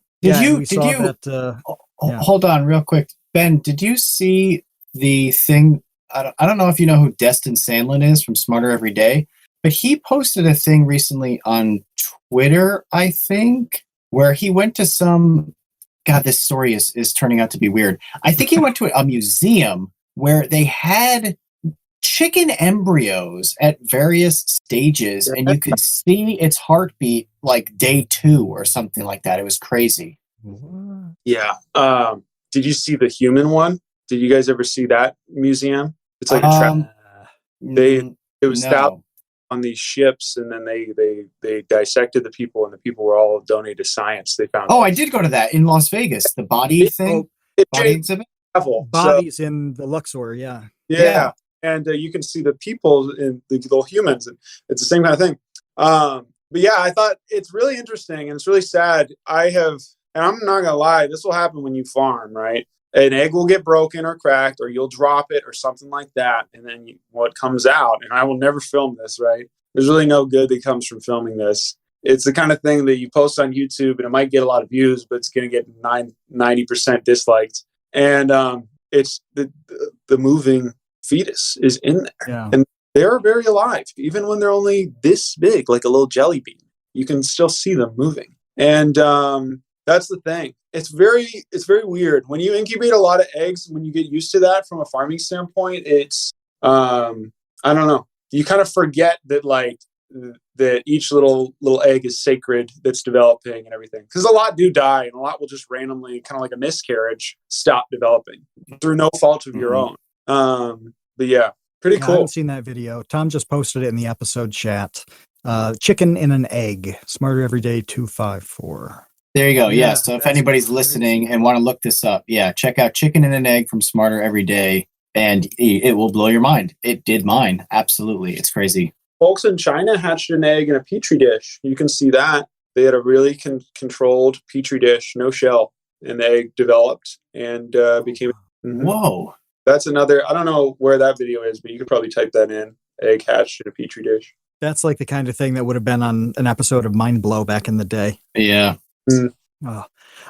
We will go lighthearted on this to swing back. This is from Base Weight, and I love this. If you could describe the way Kevin's feathers feel using only taste and color, how would you do it? I'd say they feel only taste and color. It'd have to be good luck on this question. I'd say like a white pine cone, maybe. I'd say like a white feathery. I don't know. I can't do that. I've probably tasted Kevin's feather at one point during a fight. Probably like white poop. So this hits Marco's question. How much he wanted to know how much feed have you eaten? But yeah, what's gone in your mouth from the rescue ranch? That's my question. A lot. It's probably too much. But poop has definitely gone in my mouth at some point or other. You gotta be careful with that because the diseases. But yeah, I'd say how much feed have I eaten? Not a lot. Yeah. I've tried it. I've tasted it every now and then just to see what do these guys actually eat. Is it better than the best? Yeah. Who hasn't tried cat food or dog food? It's delicious. Right. I saw you in some of the videos. You walk around with bare feet. Yeah, because it's my yard, you know. That apparently, No. my freaking out about that. My mom was like, I have a yard too, but it's not like loaded with animal feces. That's fair. Yeah. My shower. No, I just wondered about whether, like, how you pull that off. I come back inside, I step on my heels, and then when it gets bad, sometimes I'll spray it off before, but I'll usually just step on my heels and then just kind of hop right over to the shower. And it is a regular occurrence for me. When you say chores, this also includes, I don't include like me regularly Swiffering the entire house at least once a week and vacuuming everything. And when you have animals inside, it's like you do that 2 or 3 times a week. It's a lot. Every cleaning is everything in wildlife rehab and animal rescue. But we got a couple more here, and then we can shoot you back to the ranch. I hope you can answer this one. Maybe you can't. It's from Andy. Do you have a favorite animal on the ranch? Favorite animal? Yeah. And I don't think Poggers counts because Poggers wasn't a rescue. No, I'd say it's probably the baby. The baby is just like the most surreal thing. He doesn't think about anything. You know, he doesn't have any kind of emotional attachment to anything because I don't think he can. They lack a cerebellum or a corpus callosum, which is what connects the 2 parts of the brain. And basically, I'd say that they're very similar to deer or sheep, you know, when it comes to their temperament and personality. So it is very cool. He doesn't ask anything of me. He's very content, you know, and even now he doesn't try to get inside all the time. I'll open the door. He'll be sitting on there. And then if I come up to him and feed him, he'll always eat out of my hand. And if I want to pet him, he'll just sit there and enjoy it, you know? And that's really about it. Every now and then he'll grace me with his presence by hopping up to the door, and then I'll let him in. He'll like sit on the couch. But that's really it. That's why I'd say he's probably my favorite animal for sure. Low maintenance. Even when he was how big is the baby? he was a baby too, he literally stayed in the pouch 90%, like I think it was like 60-70% of the day. He's in the pouch. He doesn't poop in the pouch. You get him out of the pouch, bottle feed him, cuddle with him. He loves you, treats you like his mom. And then you put him back in the pouch. And then you like show him the pouch. He hops right in, and then he just goes straight to sleep immediately. So low maintenance, very easy. How is that real? I don't know, man. It's like, bro, I have rescued and raised baby squirrels, possums, you know, deer, everything, and all the birds. This was the easiest, you know, to take care of. So they can still. Awesome. Everybody should have a kangaroo. Everyone should have a kangaroo. We've got a general one here from Marco. What do you like most about all of this, about taking care of the animals? It's something I've always, you know, wanted and prayed for since I was a little kid, was to just be able to have some animals, right? So I'm thankful that and privileged that I get the opportunity to do it. And that's why I'm honestly like, and I'm thankful for the house and everything, but I'm excited more so to go to Waco and live somewhere crappy with, you know, with a lot more space for them. That's what I like the most about it, is just being able to spend time with it and everything else. Although the social media being the lifeblood of everything that enables me to do the things, right? Although that's great, it also takes away from the joy of it. I think that the social media really robbed me of the joy of having the animals and spending time with them and being intentional with them. And because, you know, until you guys, you know, and you guys know what it's like to post a video and like feel the metrics become the most important thing. And you know, and you're never satisfied, right? Once you get that big hit, once you start getting a lot higher engagement, everything else, then it's like, oh, I want the next thing. I want the next thing. You know, it's very hard to stop and be thankful and love it. That's why I'm taking a break pretty soon. Yeah. And it's nice to have people helping you out. The fact that you do most everything, that's tough. That is really tough. That's, you know, we've talked to people who run the range. You know, again, Justine, she 20 years in still edits her own videos. Other people have like a team of 10 doing it. The whole gamut is there. And everybody's got the place where they like it the most. And and as you keep going and other people do some of the things that rob that joy from you, things might get a little better. Comparison is one of the biggest things that robs the joy. But the beautiful thing though too is, and the beautiful thing in what we were talking about earlier is like the dream of like, you can at any point just the baby's chasing poggers. They're all chasing. That's so funny. The baby was chasing the little chicken around. He's gonna start fighting things really soon. I cannot wait for that. That would be so fun. But the beautiful thing is, at any point in time, we can all, have the aspiration at least to go out to the country. You can get a crappy house and still survive, right? Still better than what most people in India have. And, and in the US and you can leave it all behind. There's always something you can do. I love it. Well, the last question is from Tom Videoger. What's a thing that happened in the last week that made you smile the most? Last week? Sure. We could go 2 weeks. We could go a month. 2 weeks. I'd say when I saw Karen's first egg month, that made me more excited than when I realized, oh my gosh, the YouTube is like quintupling or five-tupling in size. When I saw Karen's first egg, that was it. I had been waiting for that for like years. I was so proud of her. But I'd say that was it probably. That made me smile the most. Mm-hmm. That's cool. And you mentioned, the YouTube is growing. You just, as you talked to us, hit the 550,000 subscriber mark. You were 549 and change when we started recording, and you ticked over 550 somewhere in the middle of us talking. Yeah. It's the same kind of thing. I am, what's funny? If you grow 2,000 subs in a day, it's like the best thing ever, right? But when you're used to growing 10,000 subs a day, it's not the best thing. And it's the same kind of thing like the beach. It's like moving to the beach. The beach kind of sucks after you've been living there for a while. And you start comparing yourself to other people and comparing your things to other things. I'm super thankful for the growth. I'm super thankful for what we have. And it's really easy to look around at competitors, people I looked up to a lot. People that I loved, channels that I loved watching when I was a kid, that I now have more subs than. It's ridiculous. But at the same time, it's also just like very easy to look at these other folks and be like, man, when am I going to have that? When am I going to, So I'm thankful for that. But I've decided lately to just kind of stop looking at the numbers and continue to go back and focusing on things. And what's cool is I've learned all of this with TikTok, but I'm relearning it again. It's kind of a constant thing, right? TikTok's like YouTube Junior. It's like Fame Junior. You can grow a lot easier on TikTok. You can go viral a lot quicker. You can get literally 1 million subs in a couple weeks on TikTok. It doesn't really equate to anything necessarily, but still pretty cool. And I'm glad that I experienced that with TikTok. So I know, okay, I'm getting burned out right now. That's what this is, or okay, this is too much. I need to dial it back. Don't need to post every day. Mm-hmm. Yeah.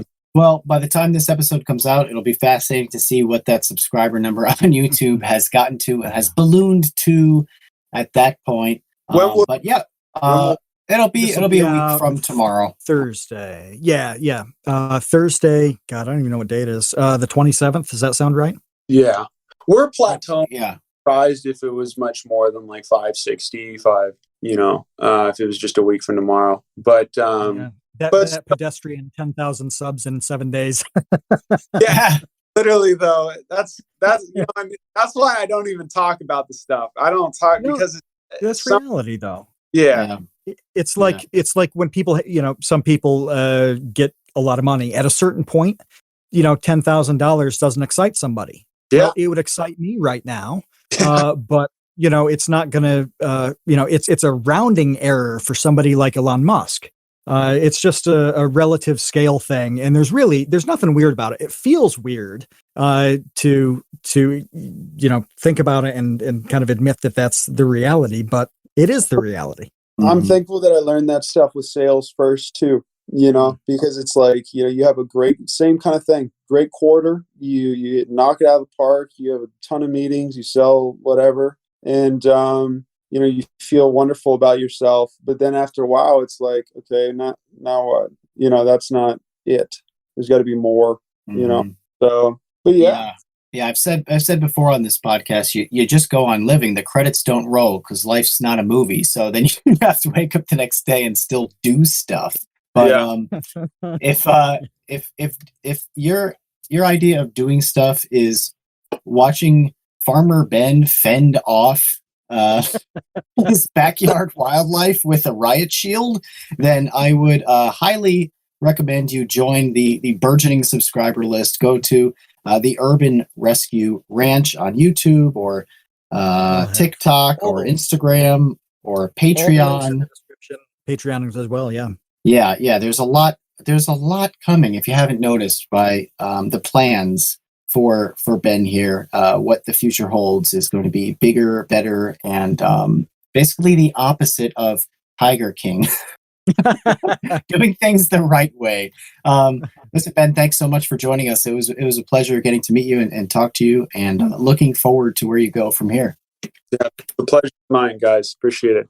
All right, everyone. Thanks for hanging out with us. Thanks for our patrons in the episode chat. If you want to become a patron and hang out with us here on Wednesday nights, just go to patreon.com/thecreateunknown. We're always here with you and for you. Until then, we'll see you, Space Cowboys. Thanks for listening to The Create Unknown. We'd like to extend a huge thank you and congratulations to the Tots and Dumpster crew who save tiny little lives every single month. A tremendous shout out to our elite baby gang commanders: Trevstead, Boromir, Bot Dogs, Chinchilla, Isaac, Conrad, James, Andrew, Jeff Davis, Patrick Pister, Baseweight, Monahim, Dojangles, and Zero. And thank you to our grizzled, battle-hardened child infantry: Jen Mafasanti, Kevin Menard, Mikhail Steinke, Risebread, Sean Malone, Ryan, Kamikaze, Maria, Marco Sheep, Tom Biddy-Ogre, Jelksies, and Dan the Latch. Thank you as well to our indentured servants, producer Dan Yosua and producer-editor Ben Webster. Thanks to Baseweight for the use of Created in the Unknown that we use for an opening theme. The Create Unknown is an Unknown Media production in partnership with Studio 71.